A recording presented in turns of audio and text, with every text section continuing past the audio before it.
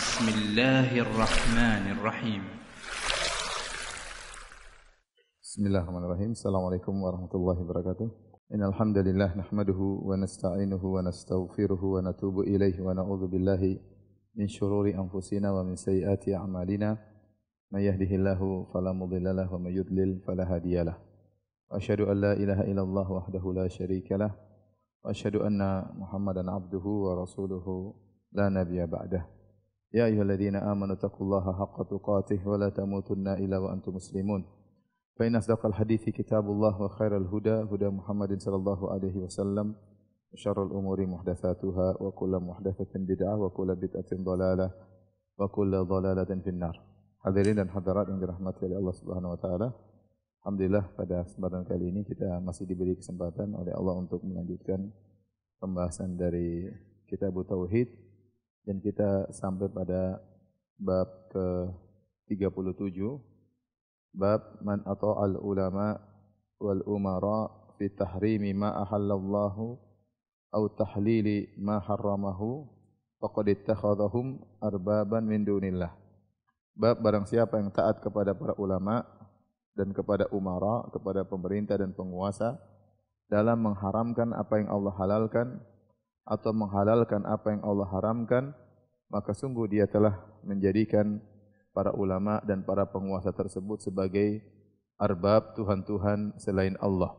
Saya ulangi, bab tentang barang siapa yang taat kepada para ulama dan juga kepada para umara, yaitu para penguasa, pemerintah, dalam mengharamkan apa yang Allah halalkan atau sebaliknya menghalalkan apa yang Allah haramkan, maka sungguh dia telah menjadikan mereka, baik para ulama maupun para penguasa, sebagai arbab, sebagai Tuhan-Tuhan selain Allah Subhanahu wa ta'ala.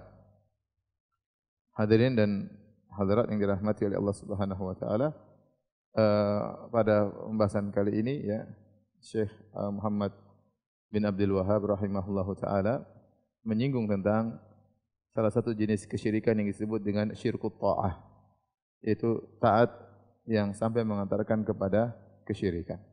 Jadi dia mengatakan ya, bab siapa yang taat pada ulama dan pemerintah dalam menghalalkan yang diharamkan Allah atau mengharamkan yang dihalalkan Allah, maka dia telah menjadikan mereka sebagai Tuhan-Tuhan selain Allah.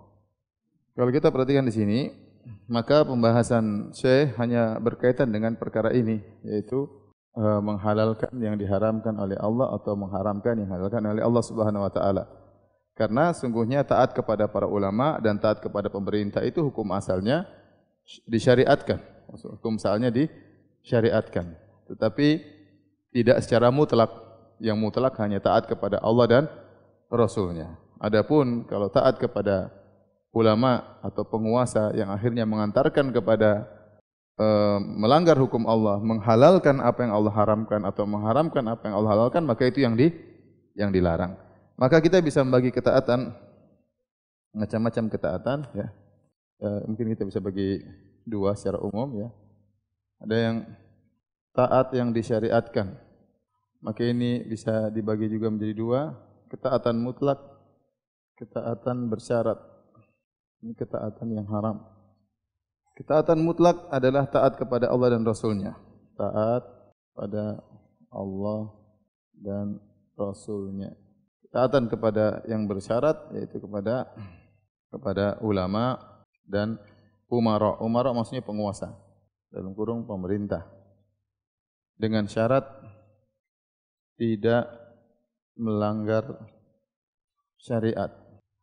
Allah berfirman, ya ayyuhalladzina amanu, perhatikan sini, ya ayyuhalladzina amanu atii'ullah wa atii'ur rasul wa ulil amri minkum fa in tanaza'tum fi syai'in faruddu ila Allahi war rasul fa in tanaza'tum fi syai'in farudduhu ila Allah war Rasul in kuntum tu'minuna billahi wal yawmil akhir. Perhatikan sini kata Allah Subhanahu wa taala, wahai orang yang beriman, taatlah ya, taatlah kepada Allah dan taatlah kepada Rasul. Allah mengulangi kata ketaatan. Taatlah kepada Allah dan taatlah kepada Rasul. Tatkala ulil amri itu secara bahasa Indonesia artinya pemegang urusan kalian. Yang mengatur urusan apa? Kalian. Dan urusan kita diatur oleh dua model manusia. Yang pertama yang mengatur agama kita itu para ulama. Tempat kita bertanya, tempat kita berdiskusi, tempat kita minta fatwa. Mereka adalah para ulama. Dan yang mengatur urusan dunia kita secara umum yaitu apa? Pemerintah. Maka para ahli tafsir mengatakan ulil amri di sini mencakup ulama dan pemerintah. Mencakup ulama dan pemerintah, ya. Pemerintah yang sah yang memang pantas untuk disebut sebagai pemerintah, bukan pemerintah jadi-jadian. Seperti Islam Jamaah punya pemerintah sendiri. Ngurus apa dia? Ngurus lalu lintas juga enggak ngurus, paham? Dan ngurus paspor juga enggak ngurus. Terus pemerintah apaan? Ya, nanti ada Islam apa lagi, ya? Islam khilafah apa lagi, ya? Apa itu? Itu bukan mereka, bukan pemerintah, bukan pengurus kita. Secara bahasa enggak tepat, secara syariat juga enggak benar, ya. Apa yang mereka urus? Kalau ada ribut misalnya negara lain ingin menyerang negara kita, apa yang mereka urus? Apakah mereka punya kekuatan? Ya, kemudian minta kita baiat mereka, kalau kita enggak baiat mereka, kita dianggap kafir. Itu jelas pemerintah-pemerintah ngawur, ya. Keamiran-keamiran yang apa? Ngawur, yang bid'ah, yang hanya menimbulkan perpecahan di antara kaum muslimin. Seperti jamaah-jamaah yang ada di tanah air kita. Mereka bukan pengurus urusan kita. Paham? Pemerintah jelas, pemerintah itu yang urus kita. Entah dia baik atau enggak baik, urusan belakangan. Tetapi secara syar'i mereka itu yang mengurus urusan kita yang disebut dengan apa? Ulil amri, pemegang urusan kalian. Ya, sekarang kita ya pemerintah kita sekarang ini. Ya. Kalau kita mau hajian mereka yang ngurusin, kalau kita mau ada peperangan mereka yang ngurusin, ya. Masalah keamanan mereka yang urusin, ya, masalah aturan mereka yang urusin, maka mereka pemerintah, ya. Terlepas hukumnya benar atau tidak, tapi mereka adalah apa? Pemerintah, bukan pemerintah kecil-kecilan seperti Islam Jamaah yang kemudian menarik pajak dari rakyatnya. Negaranya juga tidak punya, numpang di negara NKRI, ya. Negaranya enggak ada. Nanti muncul lagi Jamaah Islamiyah, bikin lagi negara dalam negara, sampai ada yang sadar ketemu dengan saya, Ustaz, saya dulu gubernur Jamaah Islamiyah cabang Australia. Masya Allah. Saya bilang, ya akhi, ente Australia itu bukan gubernur, Australia itu benua. Masa penguasa Australia disebut gubernur? Ya Ustaz, saya gubernur, tapi rumah saya di sana flat, apartemen saya masih sewa. Wah, gubernur apa ente kayak gini? Jadi dibuat negara dalam apa? Negara. Ini enggak benar ini. Nanti bikin lagi negara baru yang ketiga. Ya, sudah ada negara Islam Jamaah, ada negara apa? Jamaah Islamiyah. Tadi negara apa enggak tahu lagi. Ya. Ini semua rusak. Ya, ini rusak ini semua. Akhirnya mereka pola pikir mereka semuanya takfiri untuk bisa menjaga rakyat mereka yang sedikit itu. Kenapa? Kalau orang tidak membaiat sama mereka dibilang apa? Kafir. Di luar negara mereka dibilang apa? Kafir. Sampai ada yang ditawarin, kamu mau enggak kerja sama-sama saya? Jadi apa? Jadi bupati. Bupatinya enggak usah pakai kampanye. Bupati apa? Bupati negara gadungan tadi, paham? Jadi mereka bukan ulil amri. Ini yang kasihan banyak orang Islam terpedaya. Kita mau enggak mau kita harus tahu bahwasanya pemerintah kita ini adalah ulil amri. Mau dia mau enggak mau dia mereka adalah ulil apa? Amri yang memang megang urusan kita. Paham? Ya, entah nanti dia salah, dia benar, itu urusan belakangan. Tetapi mereka adalah ulil apa? Amri. Yang kalau orang semua ditanya, siapa pemimpin kalian? Kita tunjuk satu orang, ya itulah orangnya. Itulah orangnya. Mau ente suka enggak suka urusan belakangan, tapi dia yang sedang menguasai apa? Sekarang. Paham sampai sini? Ya. Jadi hati-hati jangan sampai salah paham, menyangka harus taat kepada amir jamaah ini atau si amir, ya. Baik. Jadi ulul amri ini diartikan oleh para ulama dalam buku tafsir ada dua, ulil amri maksudnya apa? Ulama dan apa? Umara. Tatkala Allah mengatakan taatlah kepada Allah, Allah menggunakan taatlah. Taatlah kepada Rasul, Allah mengatakan taat. Kepada para ulil amri Allah tidak pakai apa? Taat. Ini menunjukkan bahwasanya ketaatan mereka tidak mutlak. Tidak apa? Tidak mutlak. Maka hanya boleh taat kepada mereka kalau tidak melanggar apa?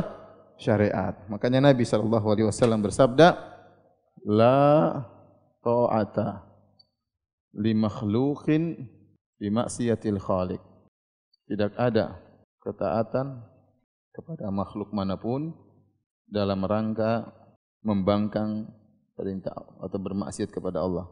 Membangkang bermaksiat kepada Allah. Baik, kita pahami dari ini, dari pembagian ini, bahwasanya taat kepada ulama dan pemerintah itu taat yang disyariatkan. Pada apa? Pada perkara-perkara yang tidak melanggar perintah Allah. Faham?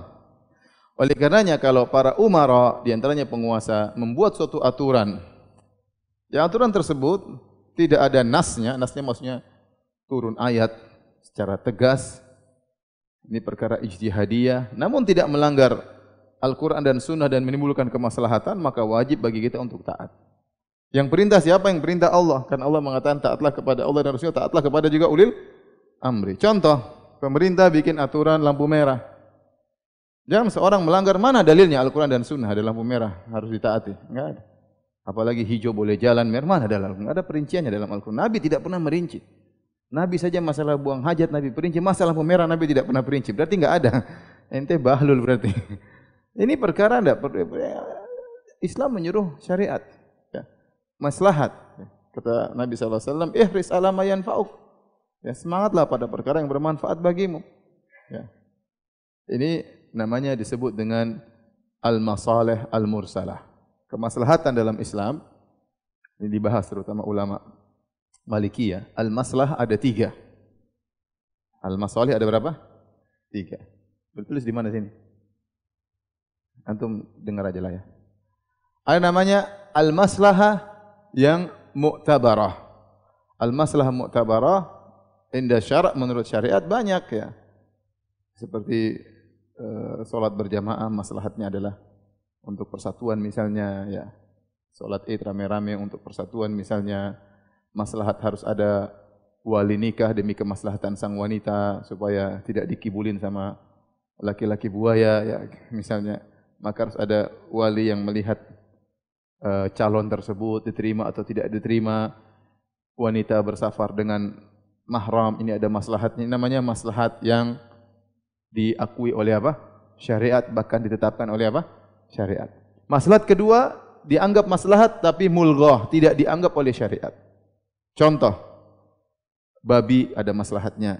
Kalau dimakan mungkin bisa begini, dagingnya bisa buat gini, tapi menurut syariat enggak boleh karena itu najis misalnya. Paham? Secara kita manusia mungkin ada maslahatnya. Misalnya bir bisa menghilangkan stres misalnya ya. Kalau minum bir bisa menghilangkan stres, mendapatkan kebahagiaan dengan minum bir ya. Itu ada maslahatnya, bahkan Allah mengatakan ada manfaatnya ya. Tetapi wa itsmuhuma akbaru min naf'ihima. Dosanya bir dan perjudian lebih besar daripada manfaatnya. Judi ada manfaatnya, tiba-tiba kaya raya ya. Ya, tiba-tiba kaya raya. Saya pernah kenal kawan saya, saat saya dulu juara judi se-Australia, Masya Allah. Satu Australia saya menang waktu main judi. Dia jago, duit tiba-tiba banyak, manfaat enggak manfaat? Mungkin buat bisa hajian, bisa bagi kepada fakir miskin. Tapi manfaat ini tidak dianggap oleh syariat. Namanya maslahah mulghah. Tidak dianggap.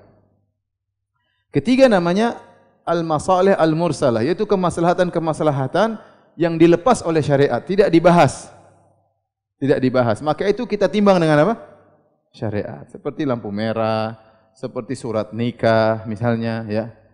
Itu enggak ada syariatnya. Secara syariat harus menikah dengan surat nikah, harus begini, harus lewat lampu merah, harus begini, aturan secara umum. Maka ini ya, ini tidak mengapa dan harus taat kepada pemerintah selama tidak ada dalil yang tegas bahwasanya ini melanggar apa? Syariat. Paham? Jadi kalau antum berhenti di lampu merah, ya, antum hadirkan dalam benak antum ayat ini, saya taat kepada pemerintah karena ini maslahat ada lampu merah, maka antum berpahala. Dapat apa? Pahala. Karena kita tahu bahwa lampu merah ini dibuat untuk masalah atau bukan? Buat maslahat. Kamu kenapa melanggar? Ya karena peraturan itu dibuat memang untuk dilanggar, Ustaz. Oh, pintar ente. Sudah melanggar punya dalil lagi. Seperti itu ya. Menikah pakai surat nikah. Yang benar kalau secara syar'i enggak usah pakai surat nikah, enggak ada masalah. Syar'i yang penting syarat terpenuhi selesai. Tetapi bukankah dengan adanya surat nikah ada maslahat? Ada. Nanti orang ngaku-ngaku bawa cewek ini istri saya padahal bukan ya. Misalnya. Ini bohongin orang nikah lagi. Saya belum punya istri padahal istri sudah 3 ya. Ini enggak ada. Ini enggak benar ya. KTP itu semua untuk kepentingan. Kalau orang enggak ada KTP coba orang masuk dari negara lain masuk enggak tahu tiba-tiba begini bikin kacau di negara kita. Dia enggak tahu. Bukankah pembuatan KTP, pembuatan paspor, ini semua enggak dibahas dalam syariat. Itu namanya masalah apa? Mursalah. Maslahat yang dilepaskan selama 3 melanggar syariat maka kita wajib untuk memenuhi, mentaati. Ya sama, misalnya pemerintah membuat aturan yang memang itu bermanfaat maka kita jalan. Kalau enggak ternyata melanggar syariat maka tidak boleh kita taat. Ya, bukan berarti tidak boleh taat kemudian memberontak, ya, membuat kegaduhan tidak. Ya sudah nanti tidak taat. Misalnya taruhlah pemerintah mengatakan kalian semua harus utang di bank untuk riba. Ya sudah kita bilang enggak. Kecuali kalau dipaksa itu lain cerita. Tapi kalau enggak terpaksa ya enggak, saya enggak. Ini haram. Mau dimarah mau diapa enggak ini haram. Uang riba haram misalnya. Ya, contoh. Ya, seandainya ada aturan yang melanggar. Adapun kalau Al-Quran dan Sunnah diserukan oleh pemerintah, maka pemerintah tidak usah serukan ya, kita pun harus taat. Misalnya pemerintah mengatakan harus sholat, ya pemerintah enggak usah ngomong pun kita harus apa? Sholat. Ya. Misalnya. Jadi justru poin di sini kita harus taat kepada pemerintah pada perkara-perkara yang tidak dijelaskan secara detail oleh syariat Al-Quran dan Sunnah, tapi tidak melanggar Al-Quran dan Sunnah, maka kita juga harus apa? Taat. Makanya disebut dengan taat bersyarat. Paham? Kalau Al-Quran Allah dan Rasulnya mutlak harus taat. Taat kepada Allah. Atiullah, ati Rasul. Wa may yuti'ir rasula faqad ata Allah. Barang siapa yang taat kepada Rasulnya maka dia telah taat kepada Allah Subhanahu wa taala. Wa ma arsalna mir rasulin illa liyuta'a bi idznillah. Tidaklah kami mengutus orang rasul kecuali untuk ditaati dengan izin Allah Subhanahu wa taala. Ya. Wa ma atakumur rasulu fakhudhuh wa ma nahakum anhu fantahu. Apa yang datang dari Rasul ambillah dan apa yang dilarang maka berhentilah. Taat kepada Allah secara mutlak, taat kepada Rasul secara mutlak. Adapun taat kepada ulama dan umara maka ada koridornya ya. Tidak boleh melanggar syariat apa? Allah Subhanahu wa taala. Paham sampai di sini? Baik. Sekarang kita bahas taat yang haram. Taat yang haram bisa dibagi menjadi 2. Taat yang syirik, taat yang maksiat tidak sampai syirik. Taat yang syirik inilah yang sedang kita bahas, yaitu taat dalam hal taat kepada selain Allah pada siapa saja, baik ulama, baik pemerintah, baik selain ulama dan pemerintah, baik kepada guru syekh thariqah, mursyid sufi misalnya, apa saja. Cuma kenapa disebutkan ulama dan pemerintah? Karena memang yang sering orang melanggar pada ulama dan pemerintah. Tapi sungguhnya umum, taat kepada selain Allah dalam hal menghalalkan yang haram dan mengharamkan yang halal. Artinya apa? Artinya dia meyakini kalau ulama ini, dia tahu ini haram. Tapi ulama ini bilang halal, dia yakin jadi halal. Maka di situ dia telah menjadikan ulama ini sebagai tandingan bagi Allah. Kenapa? Karena ulama ini atau pemerintah ini bisa merubah aturan Allah Subhanahu wa taala. Allah bilang haram, dia bilang halal. Baik ulama maupun apa? Pemerintah. Tatkala dia mengikuti ulama atau pemerintah dalam menghalalkan yang haram atau mengharamkan yang halal, meyakini bahwasanya hukum berubah, maka dia telah terjerumus dalam syirik akbar. Paham? Dalam syirik akbar. Yaitu disertai, maksudnya perlu ditambahin, disertai keyakinan perubahan hukum tersebut. Lain halnya kalau dia tidak meyakini ini. Dia tidak meyakini perubahan hukum tersebut. Yang dia yakini tetap hukum Allah. Dia tahu dia bermaksiat. Adapun kalau dia diperintahkan oleh ulama atau pemerintah melakukan suatu perkara, dia tahu ini melanggar aturan Allah, tapi dia lakukan. Dia tidak meyakini ini haram jadi halal, tidak. Dia tahu ini haram, tapi dia kerjakan saja dan dia tahu dia bermaksiat, maka itu tidak syirik. Cuma dia berdosa. Paham? Paham tidak? Saya ulangi, kalau dia mengikuti para ulama atau para umara dalam menghalalkan yang haram oleh Allah atau mengharamkan apa yang dihalalkan oleh Allah dan dia meyakini perubahan tersebut, maka dia telah musyrik, syirik akbar. Karena dia telah menganggap ulama atau umara telah sederajat dengan Allah dalam mengotak-atik hukum. Allah bilang haram, mereka bisa rubah jadi halal. Allah bilang halal, mereka bisa dirubah jadi haram. Maka itu jelas syirik akbar. Adapun kalau dia hanya ngikut pemerintah tahu ini hukumnya, Allah haramkan, terus pemerintah halalkan, dia ikut-ikutan, dia taat kepada pemerintah, namun dia tahu yang benar ini hukumnya haram, pemerintah salah, dan dia waktu mengerjakan dia merasa bersalah, maka dia tidak sampai syirik, cuma dia bermaksiat. Paham? Paham ke tidak? Paham ya? Alhamdulillah. Adapun dalil-dalil yang disebutkan oleh penulis Muhammad bin Abdul Wahhab rahimahullahu taala, dalil yang terakhir, buka dalil yang terakhir pada bab ini. Wa an Adi bin Hatim radhiyallahu anhu, dari sahabat Adi bin Hatim radhiyallahu anhu dari Jabal At-Tai ya, yang sekarang disebut di Ha'il ya, daerah di Arab Saudi ya, sekitar 800 km dari Mekah ya. Annahu sami'a an-nabi sallallahu alaihi wasallam yaqra' hadhihi al-ayah. Bahwasanya Adi bin Hatim mendengar Nabi membacakan firman Allah Subhanahu wa taala surat At-Taubah ayat 31. Yang bunyinya ittakhadhu ahbarahum wa ruhbanahum arbaba min dunillah. Mereka menjadikan ahbar itu para ulamanya, kemudian ruhban para ahli ibadahnya. Jadi di Nasara juga ada dua model, ada ulama, ada ahli apa? Ibadah. Ulama disebut dengan ahbar, ahli ibadah namanya ruhban. Jadi ittakhadhu ahbarahum wa ruhbanahum arbaba min dunillah. Mereka orang-orang Nasara telah menjadikan pendeta-pendeta mereka, yaitu ulama mereka, dan menjadikan ahli-ahli ibadah mereka sebagai Tuhan-Tuhan selain Allah.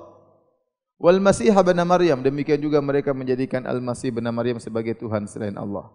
Wa ma umiru illa liya'budu ilahan wahida, dan sungguhnya mereka tidak diperintahkan kecuali untuk menyembah Tuhan yang satu, Tuhan yang esa.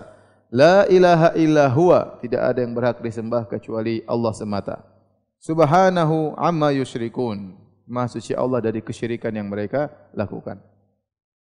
Fakultu, kata Adi bin Hatim bertanya kepada Nabi tatkala mendengar ayat ini, inna lasna na'buduhum, ya Rasulullah, kami tidak menyembah pendeta, kami tidak pernah sujud kepada pendeta, kami tidak pernah rukuk kepada pendeta, kami tidak pernah rukuk kepada ruhban, para ahli ibadah mereka, tidak pernah. Ya, kenapa dikatakan kami menjadikan pendeta sebagai Tuhan-Tuhan? Maka Nabi mengatakan, menjelaskan bahwasanya masalah ibadah kepada mereka bukan cuma pada rukuk dan sujud. Kata Nabi, alaysa ya yuhilluna ma harramallahu fatuhillunahu, bukankah mereka para pendeta, para ruhban, mereka menghalalkan apa yang Allah haramkan, maka kalian ikut menghalalkannya? Wa yuharrimuna ma ahallallah, dan mereka mengharamkan apa yang Allah halalkan, fatuharrimunahu, maka kalian pun mengharamkannya ikut-ikutan? Qala bala, kata Adi bin Hatim, demikian kami dahulu, apa yang pendeta bilang halal kita ikut halalkan, meskipun di Injil haram misalnya. Pendeta bilang haram, kita ikut haramkan, meskipun di Injil atau di Bible ternyata halal misalnya, ya, kita ikut. Kata Nabi SAW, fatilka ibadatuhum, itulah bentuk ibadah kepada mereka. Itu menghalalkan apa yang diharamkan dan mengharamkan apa yang dihalalkan. Itu yang maksudnya di sini syirik, ketaatan yang apa? Yang syirik. Ketaatan yang syirik. Sama halnya misalnya, ya, termasuk ketaatan yang syirik dalam agama kita, misalnya kita tahu bahwasanya ini haram, ulama ini bilang halal, kita tahu ini enggak benar, enggak sesuai dengan aturan Allah, tapi kita ikut-ikutan menghalalkan. Ya. Karena mungkin kita yakin ulama ini apakah kita berlebih-lebihan kepada dia, mengkultuskannya berlebih-lebihan, Sehingga meskipun Allah bilang haram, kalau dia bilang halal, halal, kita kafir tatkala itu. Kita kafir tatkala itu. Karena kita tahu dia telah merubah hukum dan kita membenarkan perbuatannya ikut menghalalkan apa yang diharamkan. Demikian juga para hadirin hadirat yang dirahmati oleh Allah Subhanahu wa taala berkaitan dengan al-qawanin al-wad'iyah. Al-qawanin al-wad'iyah maksudnya undang-undang ya, yang berlaku pada satu negara yang bukan berdasarkan Al-Qur'an dan Sunnah. Ya. Jika terjadi undang-undang yang undang-undang tersebut merubah aturan Allah, ya. Kemudian misalnya orang yang berzina tidak dirajam, orang yang mencuri tidak dipotong tangannya misalnya, orang yang membunuh dengan sengaja tidak dibunuh, misalnya hukum-hukum hudud, ya. Kemudian misalnya merubah bahwasanya pernikahan homoseksual diperbolehkan misalnya, ya. Sebagaimana terjadi di negara-negara apa? Kafir, ya. Pernikahan sejenis dilegalkan misalnya, sebagaimana terjadi di negara-negara kafir misalnya, ya. Banyak hal hukum-hukum yang bertentangan dengan syariat Islam dikeluarkan oleh satu negara, entah negara tersebut mengadopsinya dari negara kafir atau mereka buat sendiri aturan-aturan tersebut. Ini berarti merubah hukum Allah. Benar atau tidak?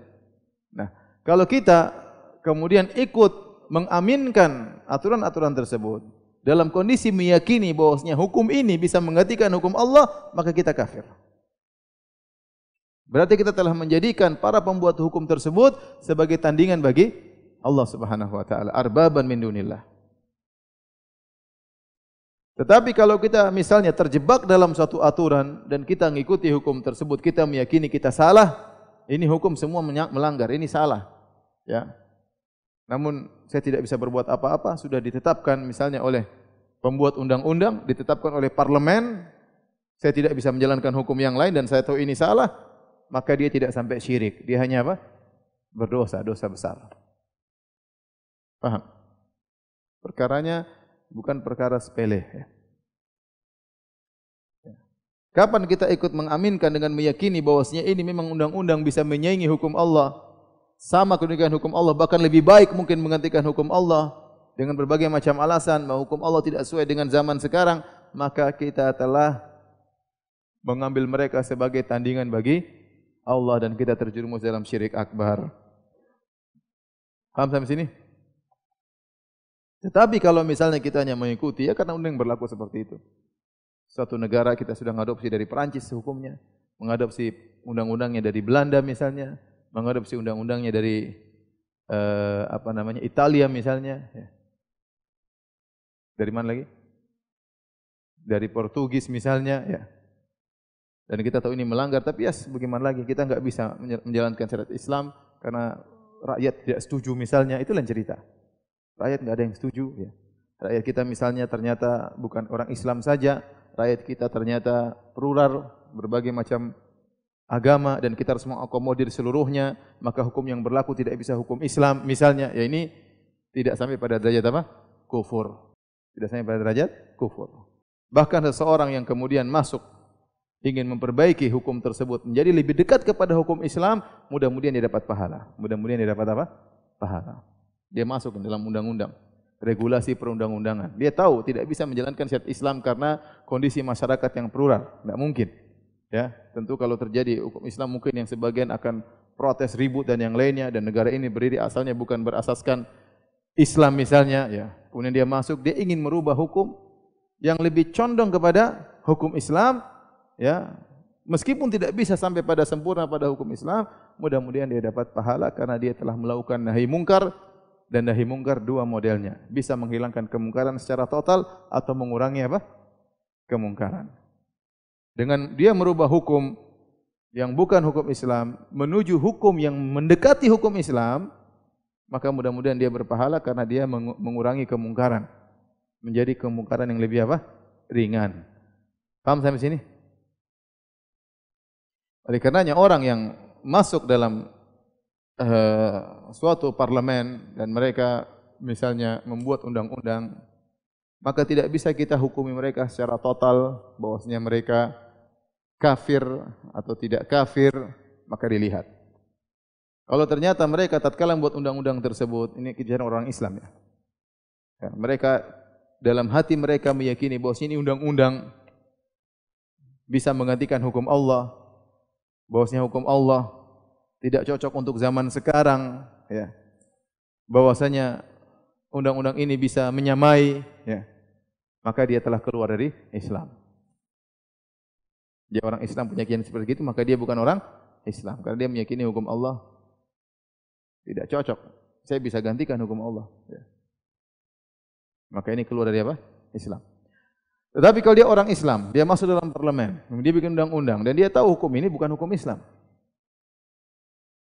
Kemudian dia berusaha membuat hukum yang mendekati hukum Islam.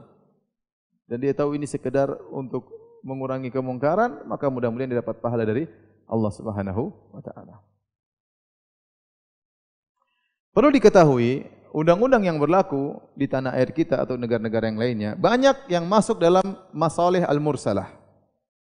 Ya, banyak masuk dalam masalah mursalah, bukan merubah undang-undang hukum Allah. Contoh masalah aturan membuat yayasan misalnya, ini enggak perlu Al-Quran dan Sunnah, paham? Ini perkara masalah mursalah. Yang penting aturannya jangan melanggar apa?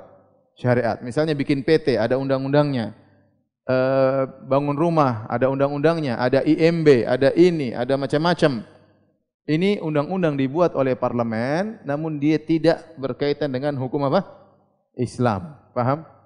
Tidak berkaitan dengan hukum Islam. Maka ini semua boleh dijalankan dan mungkin ada perbedaan pendapat selama tidak jelas-jelas melanggar hukum apa? Allah. Maka itu masuk dalam masalah mursalah. Antum paham atau tidak sampai sekarang? Coba biar antum paham, kita tulis kembali. Tolong dihapus. Kita bicarakan ranah undang-undang, ya. Ya. Ranah undang-undang yang ada syariatnya jelas dalam Islam. Seperti hukum hudud, seperti ya, salat, hukum apa? Hukum rukun Islam dan lain-lain, ya. Kemudian yang tidak ada syariatnya secara tegas. Yang tadi kita sebutkan apa dengan al-masalih, al-maslah apa? Al-mursalah, ya. Al-maslahah, al-mursalah. Yang tadi kita bilang, contohnya masalah apa? Lampu merah, ya. Masalah IMB, masalah surat nikah, ya. KTP, paham? Ya. Maka ini, ya, aturannya selama tidak melanggar syariat, maka harus harus ditaati. Jika melanggar syariat, maka tidak boleh ditaati. Wallahu alam, setahu saya undang-undang di tanah air kita ranahnya kebanyakan di sini, paham?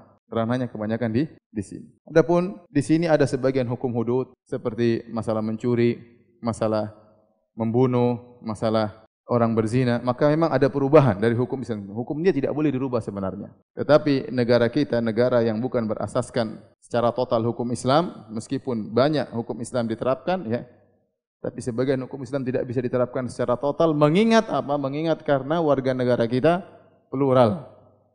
Maka negara ingin membuat undang-undang yang bisa akomodir seluruhnya. Sehingga tercetuslah undang-undang seperti ini. Nah, undang-undang seperti ini. Nah, bagaimana hukum orang yang membuat undang-undang ini? Maka orang yang membuat undang-undang ini membuat undang-undang yang merubah hukum Allah. Ada berapa kondisi, ya. Pertama, dia kafir. Yang kedua, dia berdosa. Yang ketiga, berpahala. Dia kafir kapan? Jika dia merasa boleh merubah hukum Allah. Jika dia merasa hukum yang dia buat seimbang dengan hukum Allah. Jika dia merasa hukum yang dia buat lebih baik daripada hukum Allah. Dia berdosa jika, jadi saya ulangi, ada orang yang buat hukum, dia merasa, ini penting bagi orang yang mungkin masuk di parlemen, ya, hati-hati, ya. Kalau dia membuat hukum, dia merasa hukum ini, dia ngotak-ngatik ini, ranah ini tidak boleh diotak-atik, paham? Kalau kita bicara hukum, paham? Ranah ini bebas. Ya. Misalnya contohnya bikin IMB, aturan negara ini, aturan bikin taman, aturan bikin perumahan, ini lapang untuk berubah melihat sikon, situasi dan apa? Kondisi. Karena dia tidak ada dalil yang tegas mengatur demikian. Maka ini masih fleksibel selama tidak melanggar apa? Syariat. Paham? Nah, kalau yang ini jangan diotak-atik. Jangan rubah salat duhur jadi 3 rakaat. Haji jangan rubah misalnya Ka'bahnya pindah ke Bekasi, jangan. Ya, misalnya ini berkaitan dengan hukum hudud, kemudian rukun Islam yang ada aturan jelas, maka tidak boleh diotak-atik. Contoh seperti masalah cerai ada aturannya jelas, masalah waris, ini banyak ya. Seperti apa? Waris, masalah apa? Perceraian dan lain-lain yang ini ranahnya sudah jelas dalam apa? Islam. Maka tidak boleh diotak-atik. Ini hukum asalnya tidak boleh diotak-atik. Di otak-atik. Tidak boleh dikorek-korek. Paham? Kalau ini ranahnya apa? Fleksibel, bisa berubah sesuai dengan apa? Sikon. Contohnya apa tadi? Contohnya apa? IMB apa? Contoh IMB apalagi? Aturan PT, yayasan misalnya, ya. Apa lagi? KTP, kemudian surat nikah, ya. Antum surat nikah punya enggak? Punya. Expire atau belum? Dan lain-lain. Ini fleksibel, ini bukan ranah syariat, hanya maslahat. Paham? Baik.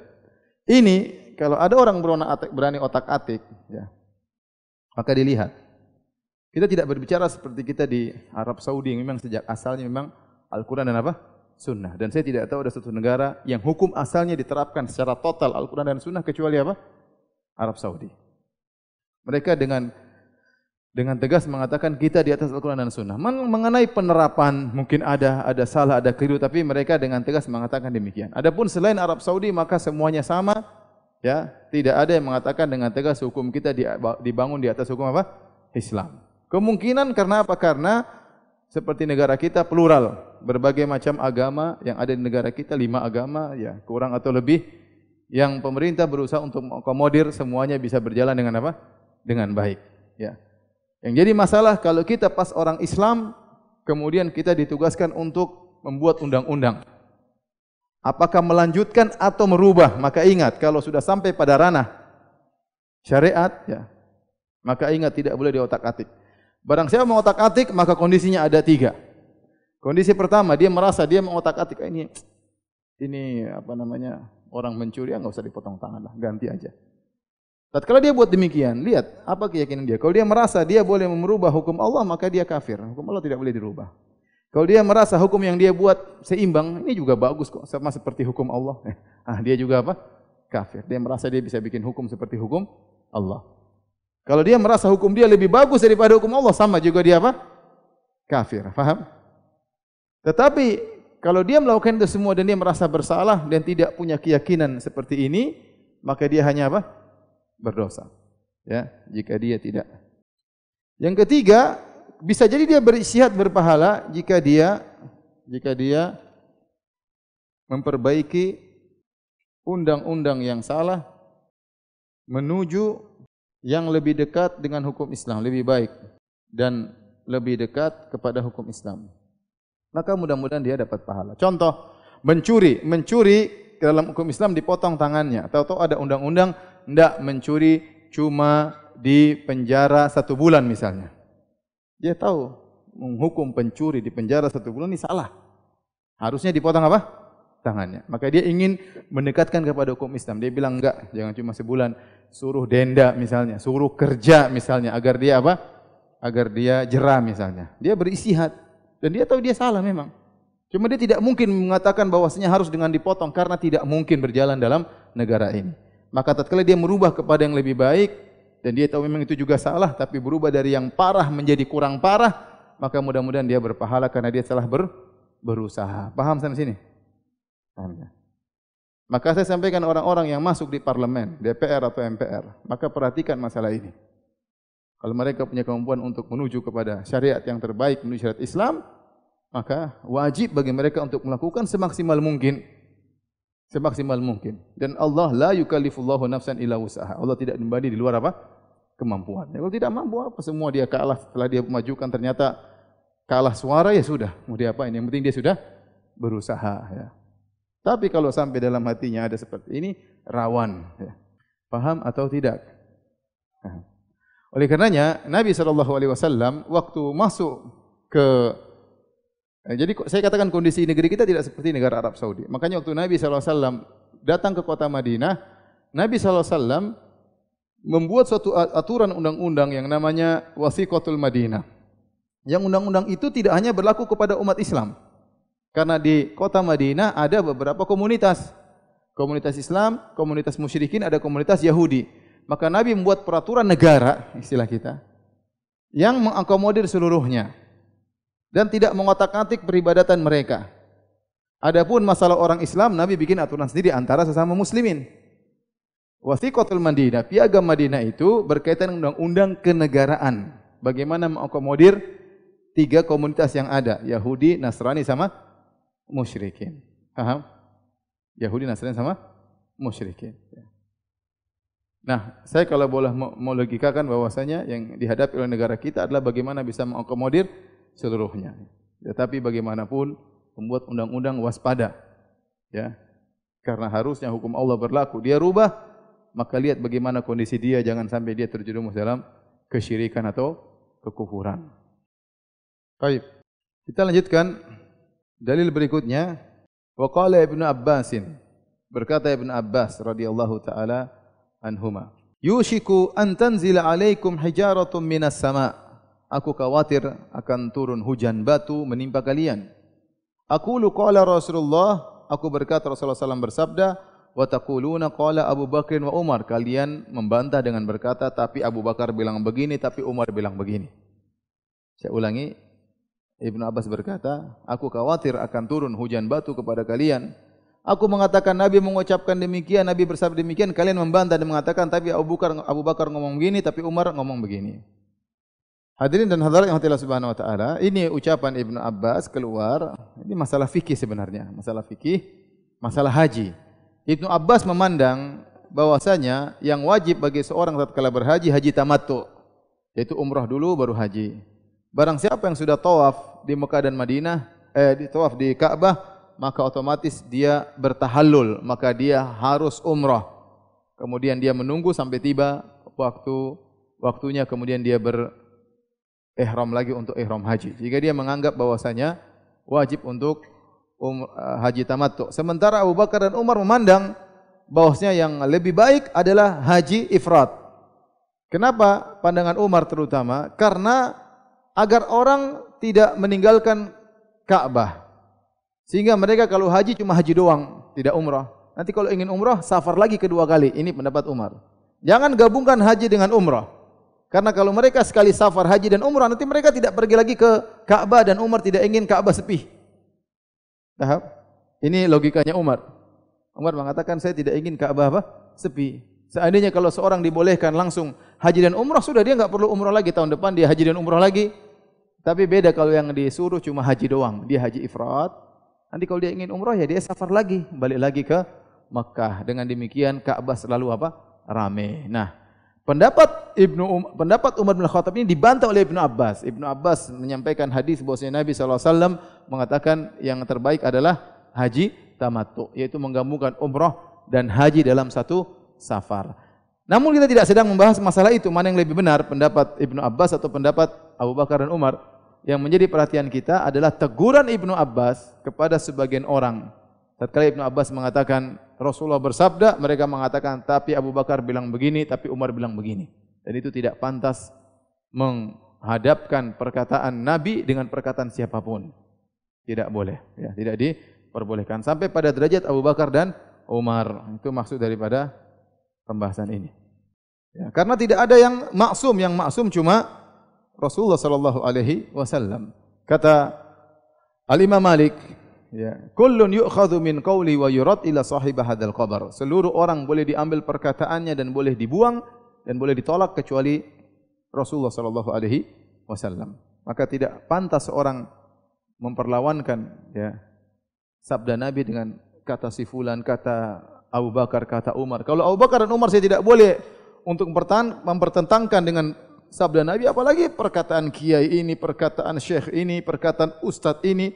tentu lebih tidak boleh lagi. Nabi sudah jelas, sahabatnya begini sudah jangan dipertentangkan. Ini perkataan Nabi, maka tidak boleh ada yang membantah. Baik, kita lanjutkan dalil berikutnya. Wa qala Ahmad bin Hanbal, Ajibtu liqaumin araful isnad. Aku heran dengan sebuah kaum yang mereka ngerti tentang sanad sahih dan dhaif, mereka ngerti sanad. Sihatahu, mereka tahu tentang isnad, wa sihatahu, dan tentang sahihnya sanad. Yadhhabuna ila ra'yi Sufyan, lantas mereka mengikuti pendapat Sufyan. Ya. Ini aneh, ya. Benar bahwasanya Sufyan dan yang lainnya merupakan para ulama, ya. Mereka juga ahli hadis, yaitu Sufyan Ats-Tsauri, seorang yang alim, zahid, thiqah, ya. Tetapi kalau anda sudah ada hadis, maka jangan dikalahkan dengan perkataan Sufyan Ats-Tsauri. Wallahu ta'ala yaqul, kata Imam Ahmad, sementara Allah telah berfirman, falyahdharil ladzina yukhalifuna an amrihi an tusibahum fitnatun aw yusibahum adzabun alim.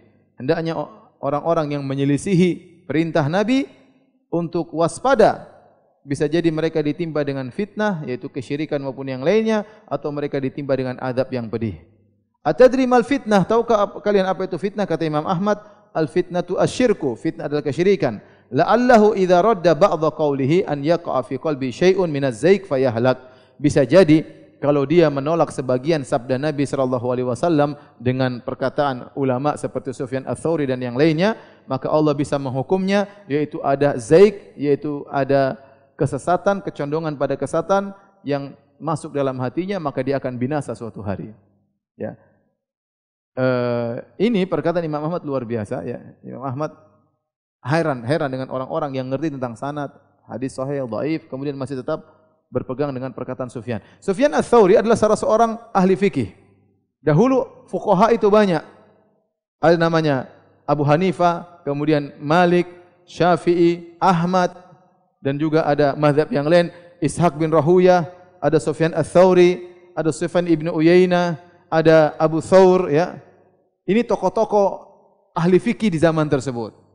Cuma, dan mereka ini sederajat semuanya, mereka semua sederajat.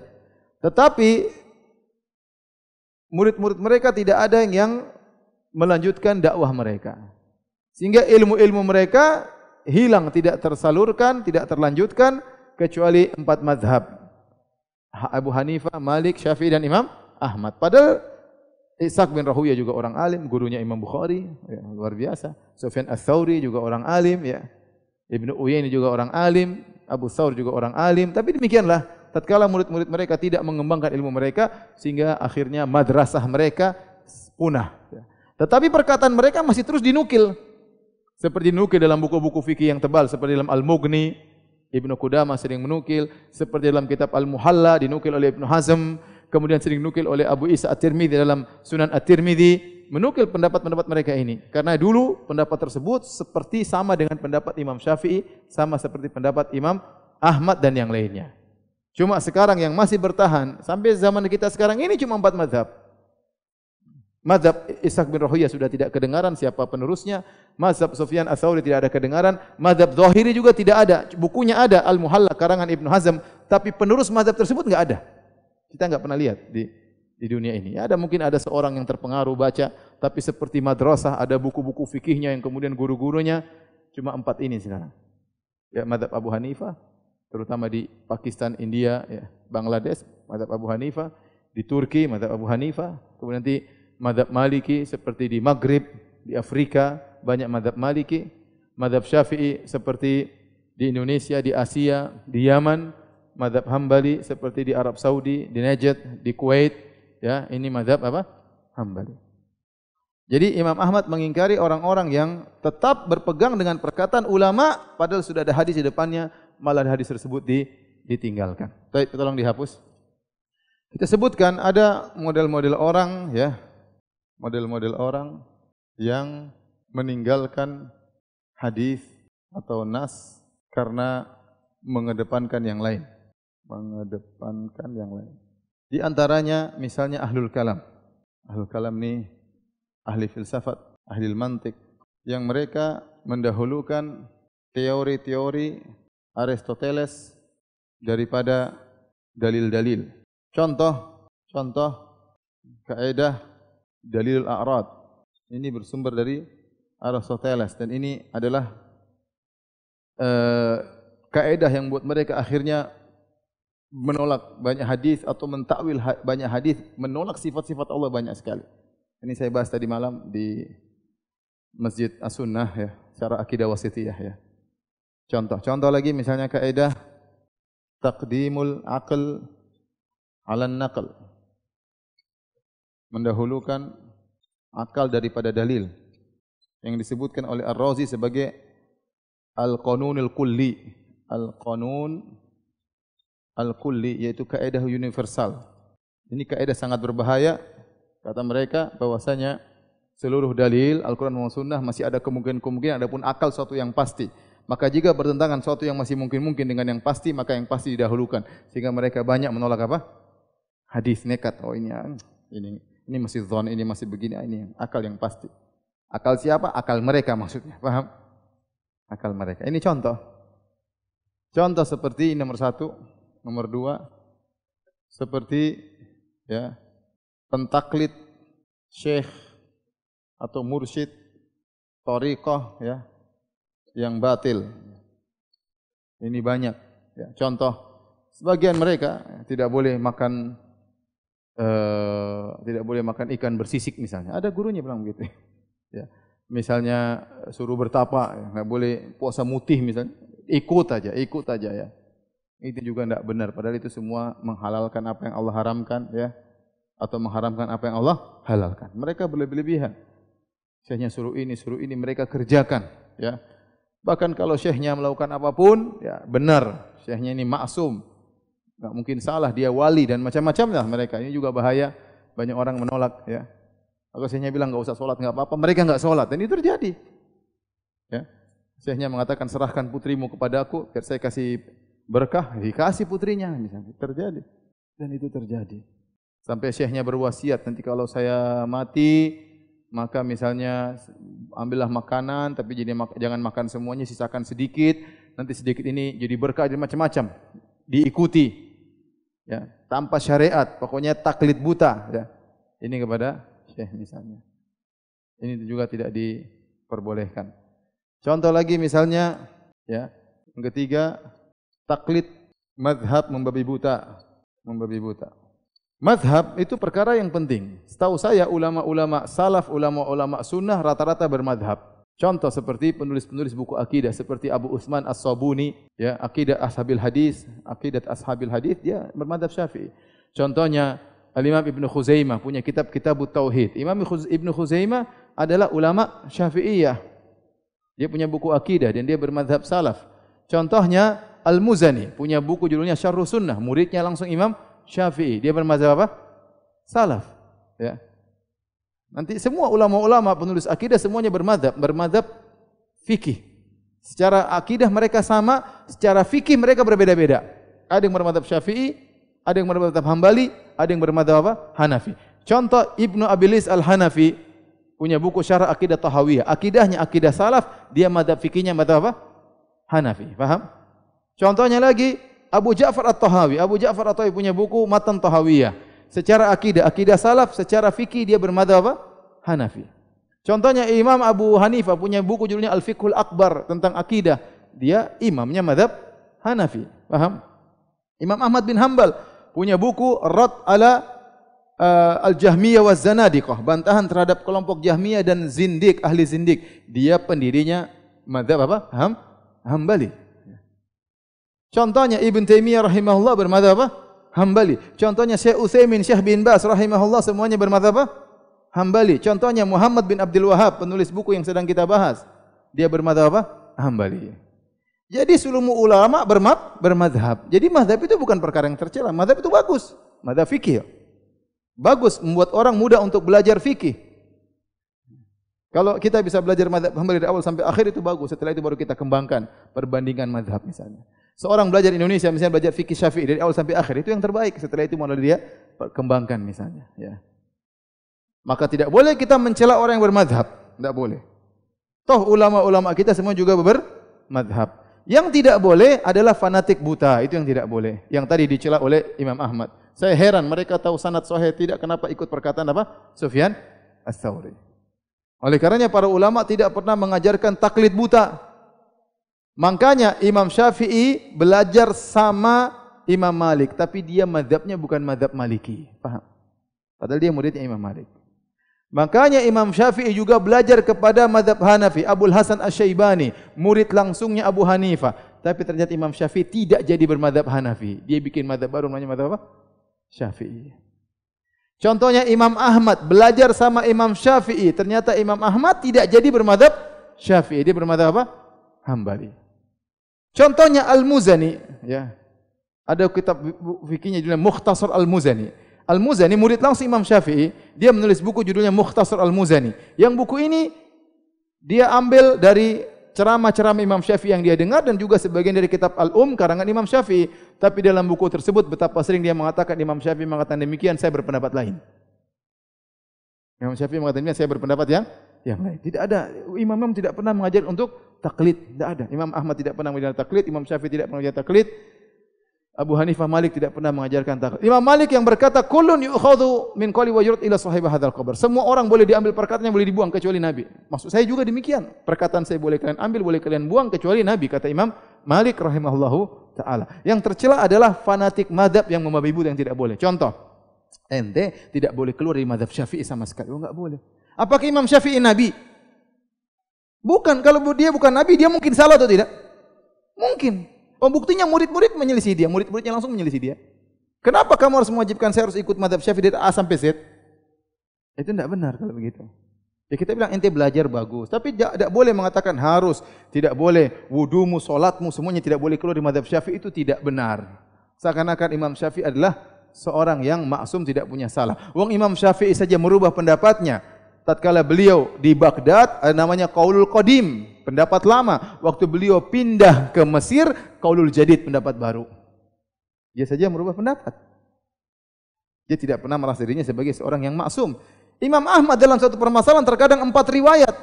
Kadang dia ngomong gini, kadang dia ngomong gini, kadang dia ngomong gini, kadang dia ngomong gini. 4 pendapat dalam satu masalah.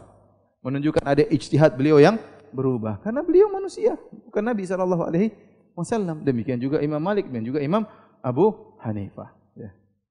Oleh karenanya Imam Abu Hanifah pernah menegur Yakub, ya, Abu Yusuf. Ya Abu Yusuf, kenapa kau catat semua yang aku katakan? Bisa jadi saya ngomong begini, besok saya rubah. Kata Imam Abu Hanifah kepada muridnya Abu Yusuf. Oleh karenanya yang jadi masalah adalah fanatik madhab yang membabi buta. Pokoknya harus begini, tidak boleh tidak begini. Tapi terkadang orang-orang ini aneh.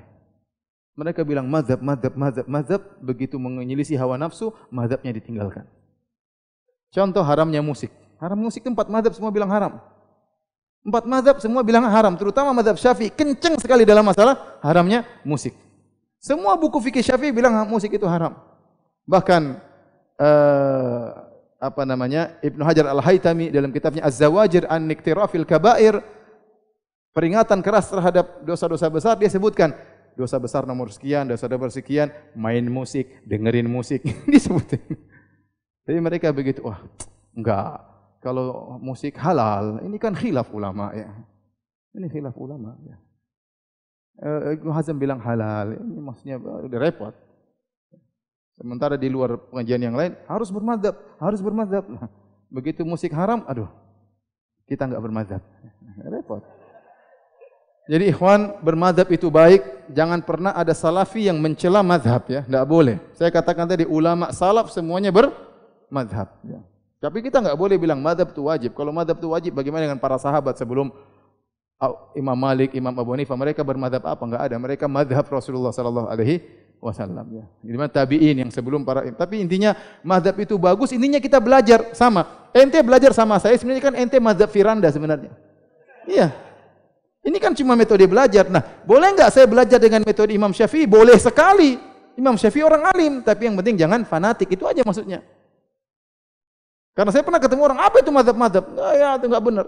Kita Al-Quran dan Sunnah. Gimana nanti paham Al-Quran dan Sunnah? Pahamnya dengan ikut ulama yang pintar. Ulama yang pintar misalnya ulama apa? Mazhab. Yang penting jangan apa? fanatik. Karena mereka tidak pernah mengajarkan fanatik, bahkan mereka merubah pendapat mereka, bahkan murid-murid mereka menyelisih mereka. Makanya ada seorang ulama namanya Ibnu Daqiqil Aid. Ibnu Daqiqil Aid, tadinya dia bermadzhab Malikiyah, dia rubah menjadi madzhab Syafi'i. Dia punya buku ya, Syarah Umdatul Ahkam, Al-Ihkam ya. Dia sebutin dia bermadzhab Syafi'i tapi dia menyelisih Imam Syafi'i dalam beberapa penjelasan. Syafi'i berpendapat demikian tapi dia menyelisih. Ini contoh bermadzhab tapi tidak fanatik. Paham? Oleh karenanya ya, mazhab itu baik, yang tidak boleh apa? Fanatik ya. Baik, ini contoh orang-orang yang keliru. Yang terakhir adalah ahli politik yang menolak syariat Islam. Seperti sekuler, penganut paham sekularisme. Apa itu sekularisme? Sekularisme itu mengatakan bahwasanya al-fasl baina daulah wad din, bahwasanya negara enggak boleh kaitannya dengan agama. Islam itu hanya mengajarkan hubungan seorang dengan Tuhannya. Adapun masalah negara enggak ada masalah-masalah agama. Ini contoh, ini pemikiran banyak tersebar. Ini tidak benar. Islam agama sempurna. Islam mengajarkan bahkan ketatanegaraan, bahkan Rasulullah SAW pernah membuat suatu negara Islam. Di situ ada aturan-aturan antara manusia dengan manusia. Tidak benar Islam hanya mengatur antara hubungan makhluk dengan Tuhannya. Itu tidak benar. Paham? Islam sempurna bahkan mengajarkan antara seorang dengan yang lainnya, antara seorang dengan tetangganya, antara seorang dengan istrinya. Maka disebut ada namanya siasah syar'iyyah, politik Islam. Ada politik Islam. Tinggal kita belajar atau tidak bagaimana politik Islam diajari. Maka menyatakan bahwasanya harus dipisah antara agama dengan undang-undang negara, ya, bahwasanya Islam tidak pernah mengajarkan undang-undang negara, maka itu adalah kejahilan. Ya. Itulah kejahilan, mengedepankan ya otak dia, kemudian menolak syariat Islam. Terpengaruh dengan budaya-budaya Barat dan yang lainnya. Ibnul Qayyim punya perkataan yang indah, dia berkata, ya, Imam Ahmad marah tatkala ada orang menolak hadis Nabi gara-gara perkataan Sufyan Ats-Tsauri. Bagaimana lagi dengan orang-orang, sebagian orang kemudian menolak hadis dengan perkataan Aristoteles. Menolak hadis dengan perkataan Yakobus dan bus-bus yang lainnya. Ya. Menolak hadis dengan perkataan orang-orang kafir. Waliyadzubillah ya. Oleh karenanya hati-hati kita jangan sampai menolak hadis-hadis Nabi, ya, jangan terjerumus kepada salah satu dari 4 model orang ini, ya. Baik, kita selesai dari pembahasan kita. Kalau ada yang bertanya saya persilahkan. Wallahu taala alam bis-shawab.